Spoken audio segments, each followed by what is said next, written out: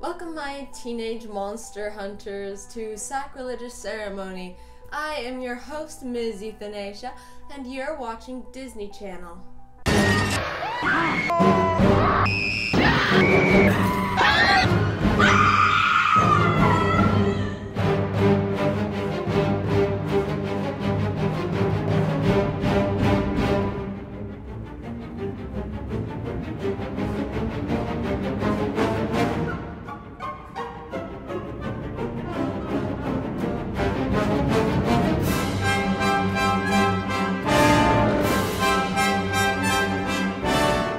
Or girl versus monster, to be exact. I have been a fan of Halloween since I've been alive, and when I was too much of a wimp to watch horror after a unfortunate incident with Chucky, I would watch the spookiest of Disney Channel. So, Girl vs. Monster is a movie I am quite familiar with, but this was the first time I have seen it in years. It is so jarring going back to a childhood classic, and now all of a sudden, you're older than all the characters. And so, as I've said, we are watching, and hopefully you have just watched Girl vs. Monster.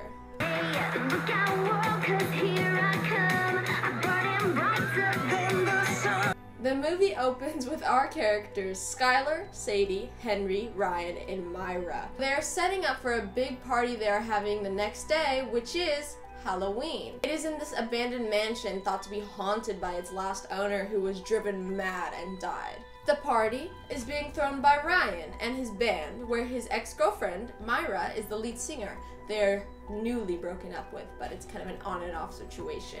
Skylar, our main character, and her best friends Henry and Sadie are at the mansion helping set up. Speaking of, their character dynamic is very Buffy-coded.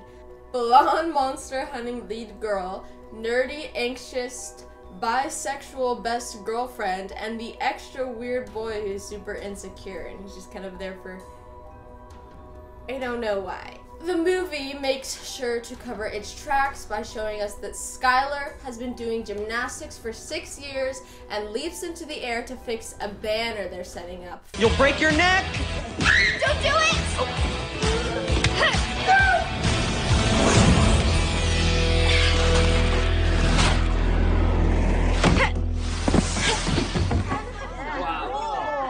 How's that? And we think, oh, they're explaining this, giving us some background, so when Skylar does an extraordinary, like, backflip or some sort of gymnastic, professional gymnastic move, that we would have a reason for why she is so skilled in her athletic abilities. But she never actually does anything that extraordinary. And so after she does this huge stunt fixing this banner, she gets up and sings with the band.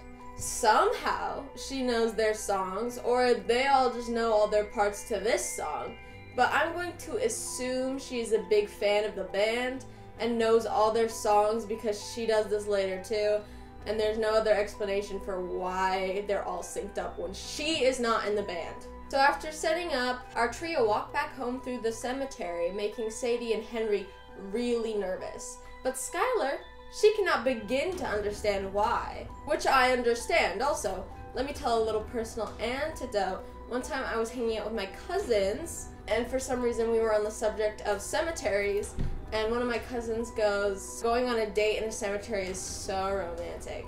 And I did not pick up on her sarcasm, and I was like, oh my gosh, I know, I love cemeteries, I love to picnic in it. And everyone in the room stared at me.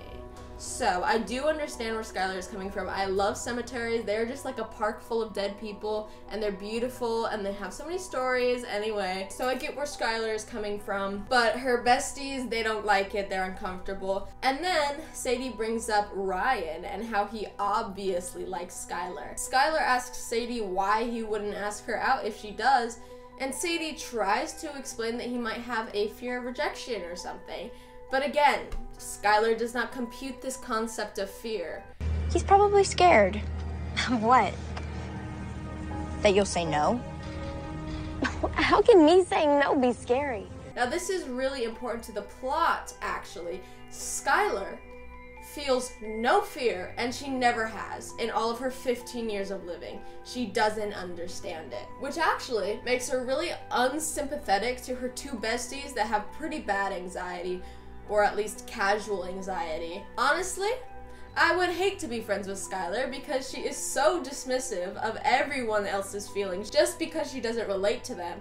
And as someone who's quite familiar with fear, this would drive me insane. Anyway, as they leave the cemetery, we see this monster emerge, but he is shot down by two monster hunters. Who could they be? Oh, we don't know. Actually, we do. It's Skylar's parents, and that's obvious from the beginning because everything they do and say is super suspicious. So her parents, they have a lab in the basement because apparently they are fungi scientists. They study the fungi. And the basement comes with its own built-in hipster. And these parents, they're very overprotective of Skylar, and they are very secretive and nervous when telling Skylar that they have their annual moss convention. Oh, it's moss. I don't know, they talk about fungi, they talk about moss, I don't really know what the vibe is. They later say it's a day job, but I don't think they do this at all because they don't seem to know what they're talking about.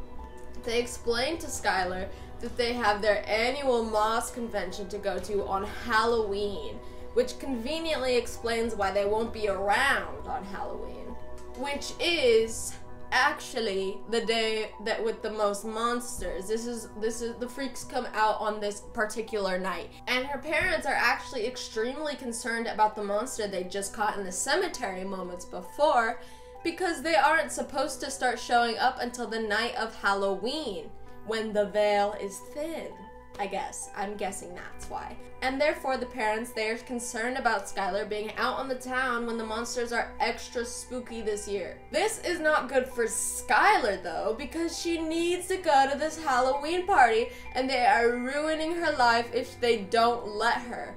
And like a parent does, they choose to ruin her life. You know, like Will said, parents just don't understand. Parents just don't understand. But before they can start off with Halloween, they have to go to school like a bunch of losers. And Myra and her band have set up more banners for the party. And once again, they're crooked because no one in this school knows how to set up a banner. So Myra wants to prove she is just as good as Skylar and tries to pull the same stunt that 6 years of gymnastics got Skylar.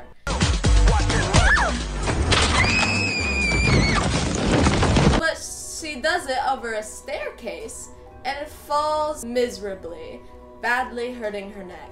I don't know why anyone let her do this. It was obviously a bad idea, and they were just not looking out for her. But she is okay, and she just needs a neck brace, and we are framed this situation like she deserves this, but the only bad thing she's done is be jealous and protective of her ex towards Skylar. He obviously likes Skylar. Like, it's so obvious that they're flirting the entire time. They have just barely, I think it's pretty recent that they've broken up again. So I imagine that he's actually had his eyes on Skylar throughout their relationship for a long time. So I understand why she's a little bit jealous and protective. She is a 15-year-old girl. I'm not going to dismiss that it's pretty toxic of Myra to think that she still has a say in her ex-boyfriend's new relationship, to say that he is hers. I don't think anyone owns each other in a relationship. I think that's toxic. But she is 15. This is probably one of her first relationships. I don't think that that is means to deserve to fall down the stairs. But because Myra has to wear a neck brace, she can't speak, let alone sing, so Ryan ends up asking Sky if she can take over the lead singer position at the party she isn't even allowed to go to. Skylar tells him she'll do it, and again, massive blow to Myra because she just lost her singing gig to her ex-boyfriend's crush. So once again, Skylar's parents say no to the party and lock her up in the house with this random hipster who may or may not be her uncle. And he comes upstairs holding board games and she's just really pissed off.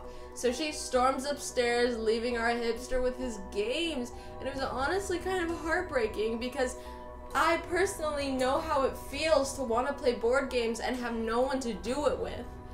I love games, and no one wants to play games. I choose games, unlimited games, but no games any day. That's my life.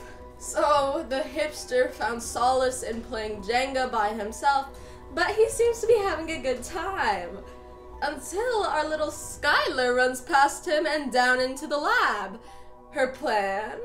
Turn off the power in the house, causing the lockdown to turn off. And also all of her parents' lab equipment, and also their ghost-busting type machine that holds all the monsters they have ever caught, including our main evil doer, Diamata, the most evil of them all, and we know this because she looks like a knockoff Winifred from Hocus Pocus, and she's wearing all red. So evil. The hipster and Skylar run out of the house as monsters are busting out of it.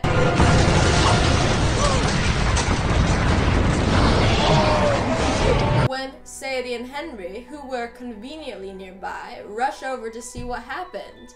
Our resident hipster explains the situation. Skylar's parents, get this, they're monster hunters, and so is her grandfather. Every person has their own assigned monster that feeds into that person's fear and also feeds off of that person's fear. This same monster, Diamata, was her grandfather's monster too. But she must have been so scary because he could not handle the fear and was killed.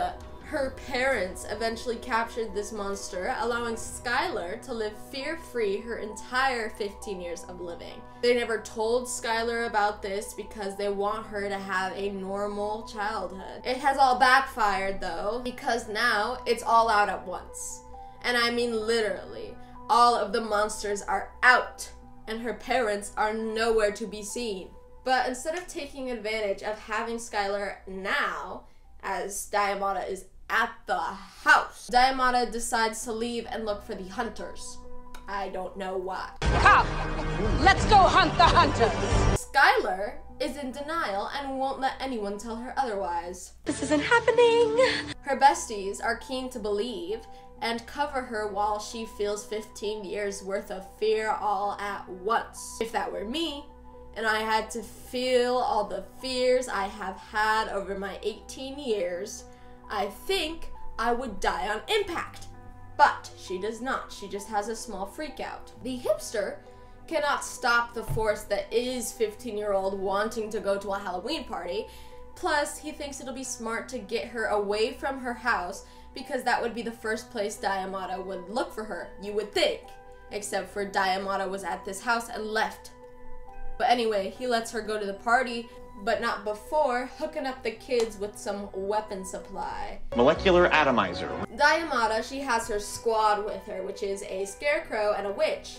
And that's actually Sadie and Henry's monsters too. The witch belongs to Sadie, and the scarecrow belongs to Henry. And our trio, our evil trio, they wish to frighten their assigned people and take over their lives. Skylar's parents start to realize that there is an unusual spike in the number of monsters, and they figure something bad must have happened and go to search for Skylar.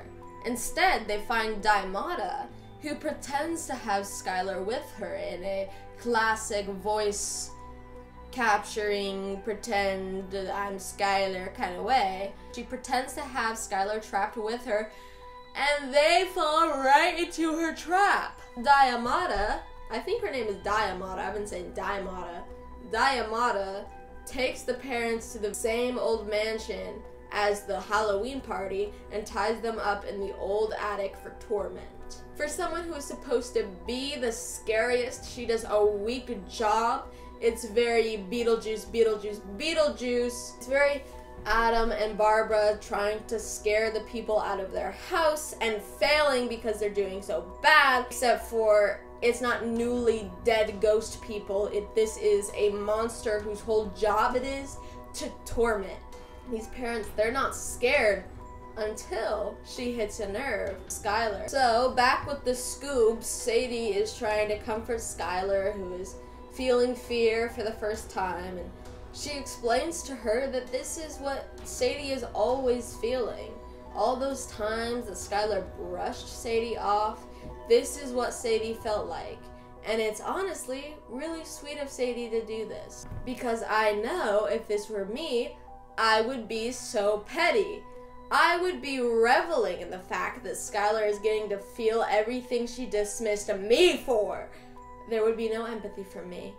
I would laugh. Anyway, after a rough journey back to the mansion that involved losing Henry to paralyzing fear via his totally unscary scarecrow, Sadie and Skylar make it back to the party. Here is another thing I must comment on. If my monster was a scarecrow taunting me, I would probably be afraid, but not because he's a scarecrow or anything he's saying to me, just because I'm like, there's probably a man in there. I don't know what a man is gonna do to me. But that's the thing, none of these monsters really do anything, they just taunt you and hope you scare yourself to death. They aren't actually killing anyone, they're just kind of like, oh, I'm gonna do it! Oh, you're so stupid, ha ha ha! Not incredibly disturbing to me, and I know that this is a Disney Channel movie, but I can't help to think how everyone is overreacting. Henry has been wheelbarrowed.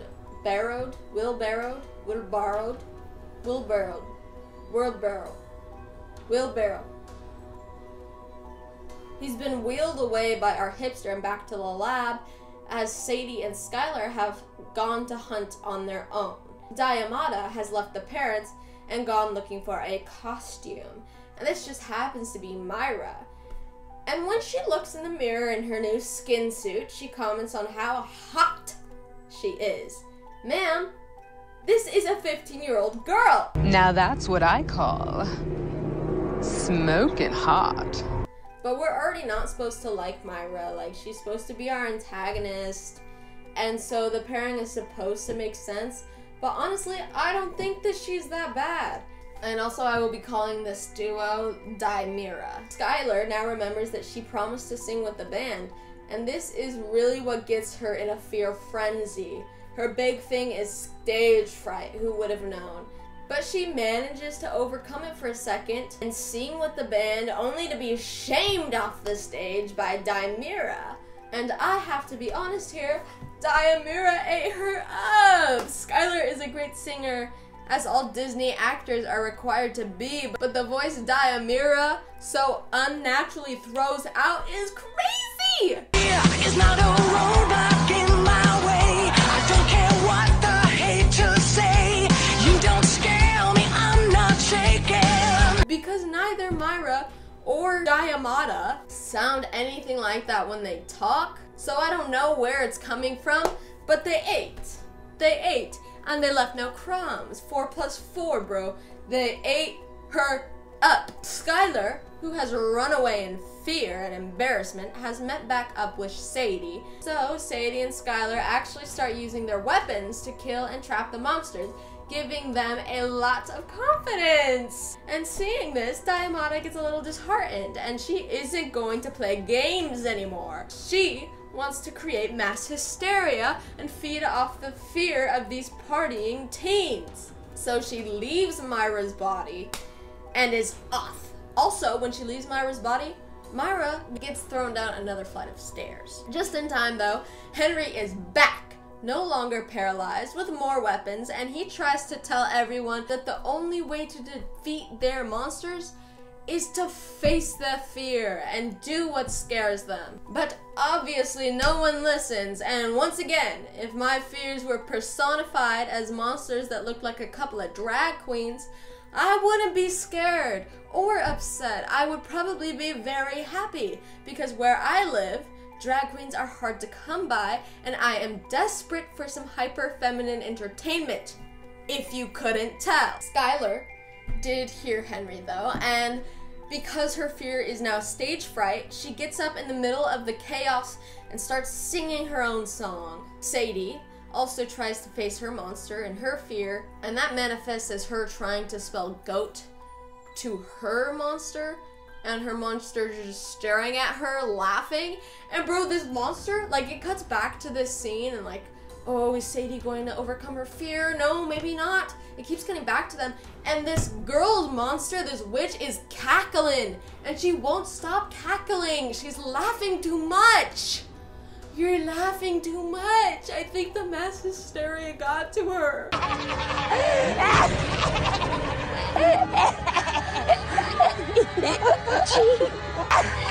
Sadie's fears are being stupid and worthless, which just feels a little bit more relatable. But Skylar, she is singing in the cemetery, and the band comes to back her up with their wireless instruments, which, as my brother pointed out, means nothing because they don't have amps out with them. So the fact they're wireless doesn't change whether or not anyone is going to be able to hear them. But we are in the magical realm of Disney, so that doesn't matter. Music fills the cemetery, and everyone who is actively being tormented by their monsters and worst fears stops and listens. Diamata tries her luck to regain some power and possess Ryan, telling Skylar she's a bad singer. Ryan, I'm Ryan, and you're Skylar. You're a bad singer. Which is objectively false, but this time it doesn't affect Skylar.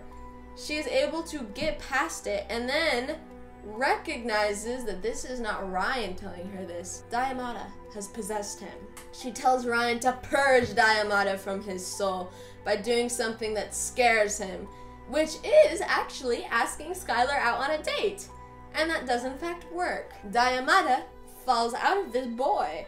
So once again, Diamata has to find a new way to invoke fear out of Skylar, and has pulled her trapped parents out of the attic and into her cloud tentacles, dangling them at a lethal height. Skylar, run! Shut up, Steve! Her parents keep telling Skylar, don't be afraid because it's feeding Diamata. But Skylar informs them she isn't scared anymore. They are. Luckily, with some trickery, Skylar, Sadie, and Henry pull out the big guns, literally, and shoot the hell out of Diamata, and she dies. So, like any good Disney movie, we get a lesson learned voiceover about fear and getting over it and overcoming it, and then a song sang by Skylar and the rest of her band, and Ryan. I guess Ryan only dates the lead singers of his band. And Myra, she just sits there and watches as her ex-boyfriend's new girlfriend replaces her in her own band. Myra may be bratty, but she cannot catch a break, and I don't think she deserves it. But then she gets up and does a duet with Skylar, so maybe it's all okay. And she hasn't been replaced, but rather she just has to share her role as the lead singer with her ex-boyfriend's new girlfriend. Probably not the most positive environment to make music, but you never know what kind of genius will come out of a band with complicated relationships. So that's it. That's the movie. And I thought it would be super cringe coming back to it after all these years, but it is not bad, despite what one Letterboxd reviewer reviewed, saying, and I quote, "Girl versus cringe," which is the cringiest review. Okay, whatever, bro. You're just mad because you can't have fun. My main rule of thumb for most movies is if it doesn't bore me, then it's good enough. And it was definitely not boring. I had a good time. And I actually think that if this same plot was explored as a serious horror flick, then it wouldn't be bad either. It'd probably be pretty scary. So I just want to thank you for letting me take a break from the Disturbed with a little bit of nostalgia. I didn't forget. I am going to read out some of my favorite Letterboxd reviews. Ashley says, there is a 10-second shot of Skylar calling Ryan where Olivia Holt struggled to press play on the pre-made call video they kept in.